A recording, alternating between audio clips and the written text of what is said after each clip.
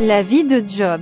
C'est l'histoire d'un homme pieux appelé Job. Cet homme a traversé des épreuves très difficiles, mais ce qui est important c'est ce que nous allons vous raconter. Et la leçon que nous tirons de cette histoire de Job pour nous donner aussi d'endurer les épreuves. Bienvenue pour suivre cette histoire de Job. Nous espérons que vous serez bénis et que vous serez encore bénis. Vous êtes tous confrontés à des problèmes différents. C'est la radio Wave Voix des jeunes. Job est un personnage de la Bible hébraïque, que Yahvé met à l'épreuve en faisant s'abattre sur lui toute une série de malheurs destinés à ébranler sa foi. Job était un homme très bon, très pieux et très aimé de Yahvé. Il avait plusieurs enfants, possédait des terres, de nombreux serviteurs, et il était très riche. Quel est le rôle de Job dans la Bible? Dans le monde juif, l'argent et les enfants, Job en a 10, sont des marques de bénédiction divine. Job reconnaît en Dieu la source de tous ses bienfaits. Il va donc offrir ses sacrifices tous les jours. Et même plutôt 2 fois qu'une, au cas où ses fils ne feraient pas ce travail de reconnaissance envers Dieu. Comment s'appelle la femme de Job dans la Bible? Après la mort de Shechem, Dina retourne dans sa famille avec Siméon qui l'épouse. Dina ensuite divorce de Siméon et devient la seconde femme de Job le Hussite habitant le pays de Hu dont elle a 7 fils et 3 filles. Quel est le vrai nom de Job? Histoire. Job est un personnage biblique, cité dans « Le livre de Job », également présent dans le Coran sous son nom arabe Ayoub. Il est considéré comme un prophète dans les 3 principales religions monothéistes, le christianisme, l'islam et le judaïsme. Comment s'appellent les 3 filles de Job dans la Bible? Ce serait elle qui donne à Job les 10 enfants nés après ses épreuves, 7 fils non nommés et 3 filles qui s'appellent Jemima, Késia et Keren Apuk. Qui sont les 3 amis de Job? Job a 3 amis qui s'appellent Eliphaz, Bildad et Tsophar. Leurs discours sont désapprouvés par Dieu. Quel est le message du livre de Job? Le livre de Job va dans le sens inverse. Job a été fidèle à Dieu toute sa vie, Dieu l'a béni. Mais lorsque Dieu a été défié par Satan, il a tout pris à Job, résume Moraes. C'est peut-être la grande leçon de l'histoire. On peut rester fidèle à Dieu même à travers les difficultés. Que pouvons-nous apprendre de la vie de Job? La vie de Job montre que les hommes ne sont souvent pas conscients des nombreuses manières dont Dieu est à l'œuvre dans la vie de chaque croyant. Elle aborde aussi la question courante de savoir pourquoi il arrive des malheurs à de braves gens. Cette question est vieille comme le monde et il est difficile d'y répondre. Mais les croyants savent que Dieu est toujours aux commandes et que rien n'arrive par hasard, sans qu'il ne l'ait permis. Même s'ils ne pouvaient pas savoir pourquoi toutes ces tragédies le frappaient. Job était un croyant, qui savait que Dieu était assis sur son trône et conservait une parfaite maîtrise de la situation. Job était un homme, intègre et droit. Il craignait Dieu et se détournait du mal. Job 1/1, il avait 7 enfants et était très riche. La Bible dit qu'un jour, Satan s'est présenté devant Dieu, qui lui a demandé ce qu'il pensait de Job. Satan l'a alors accusé de n'honorer Dieu que parce qu'il l'avait béni. Alors, Dieu lui a permis de lui prendre ses enfants et ses biens, puis sa santé. Job était profondément attristé.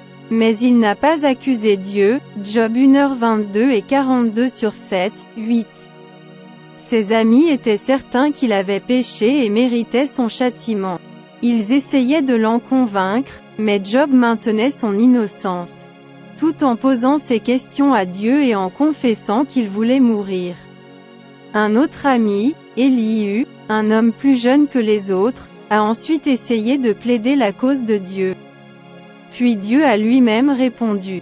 Job 38 et 42 contient des passages époustouflants sur la grandeur et la puissance de Dieu.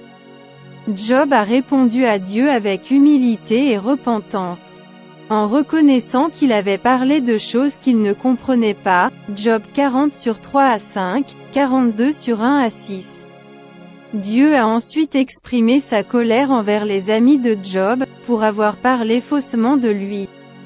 Contrairement à Job lui-même, qui n'avait dit que la vérité, Job 42/7-8.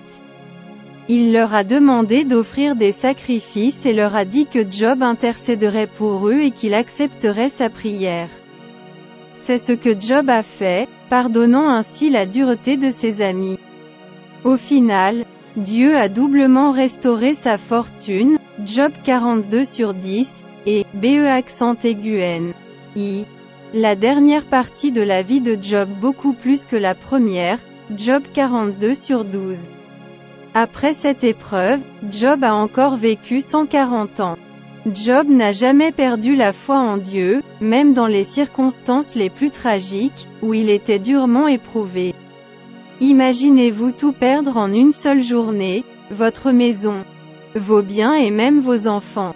La plupart des personnes sombreraient dans la dépression et se suicideraient même peut-être. Job, bien qu'abattu au point de maudire le jour de sa naissance, Job 3/1. 26, ne s'en est jamais pris à Dieu, Job 2/9, 10, et n'a pas non plus douté qu'il restait aux commandes de la situation. Ses trois amis, eux, au lieu de le réconforter, lui ont donné de mauvais conseils et l'ont même accusé d'avoir péché si gravement que Dieu l'accablait ainsi pour le punir. Job connaissant Dieu assez bien pour savoir que ce n'était pas ainsi qu'il fonctionnait. Sa relation avec Dieu était si personnelle et intime qu'il a pu dire, même s'il me tuait, je continuerai à espérer en lui. Oui, je défendrai ma conduite devant lui. Job 13h15, quand sa femme lui a dit de maudire Dieu et de mourir, il lui a répondu, tu tiens le langage d'une folle. Nous acceptons le bien de la part de Dieu, et nous n'accepterions pas aussi le mal? Job 2h10. Le sort de Job, de la mort de ses enfants et de la perte de ses biens à la souffrance physique et au harcèlement de ses prétendus amis, n'a jamais fait faillir sa foi. Il savait qui était son Rédempteur, qu'il était vivant et qu'un jour, il viendrait sur terre physiquement, Job 19h25. Il comprenait que les jours de l'homme sont comptés et que rien ne peut y être changé, Job 14/5. L'ensemble du livre témoigne de sa profondeur spirituelle. Jacques décrit Job comme un exemple de persévérance. Mes frères et sœurs, prenez pour modèle de patience dans la souffrance les prophètes qui ont parlé au nom du Seigneur. Nous disons heureux ceux qui persévèrent. Vous avez entendu parler de la persévérance de Job et vous avez vu la fin que le Seigneur lui a accordée. Car le Seigneur est plein de tendresse et de compassion. Jacques 5h10, 11. Le livre de Job contient aussi plusieurs faits scientifiques et historiques. Il affirme que la Terre est ronde bien avant l'avènement de la science moderne, Job 22h14. Il décrit des dinosaures, ce terme n'est pas employé. Mais la description du Béhémoth leur ressemble clairement, vivant côte à côte avec les hommes, Job 40/15, 24. Le livre de Job nous permet de voir derrière le voile qui sépare le monde terrestre du monde céleste.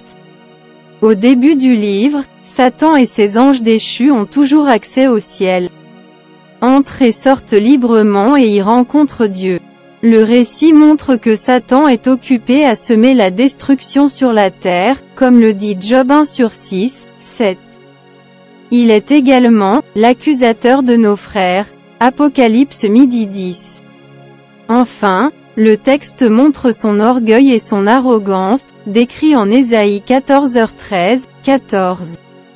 Il est stupéfiant de voir comment Satan ose défier Dieu, sans scrupule face au Très-Haut. Le livre de Job montre Satan tel qu'il est vraiment, entièrement mauvais et arrogant. La leçon la plus importante que nous pouvons tirer du livre de Job est que Dieu n'a pas de compte à rendre à qui que ce soit pour la manière dont il agit. L'expérience de Job nous apprend que nous ne saurons peut-être jamais pourquoi nous souffrons, mais nous devons avoir confiance en Dieu, qui est souverain, juste et saint. Car ses voies sont parfaites, Psaume 18h30. Puisque les voies de Dieu sont parfaites, nous savons que tout ce qu'il fait et permet l'est également. Nous ne pourrons jamais le comprendre pleinement. Comme il nous le rappelle, en effet, vos pensées ne sont pas mes pensées et mes voies ne sont pas vos voies, déclare l'Éternel. Le ciel est bien plus haut que la terre. De même, mes voies sont bien au-dessus de vos voies, et mes pensées bien au-dessus de vos pensées. Ésaïe 55/8, 9. Notre responsabilité devant Dieu est de lui obéir, de lui faire confiance et de nous soumettre à sa volonté, que nous la comprenions ou non. Alors, nous le trouverons au cœur de l'épreuve, voire même à cause de l'épreuve. Nous verrons plus clairement sa gloire en disant avec Job, « Mon oreille avait entendu parler de toi, mais maintenant mon œil t'a vu. » Job 42/5.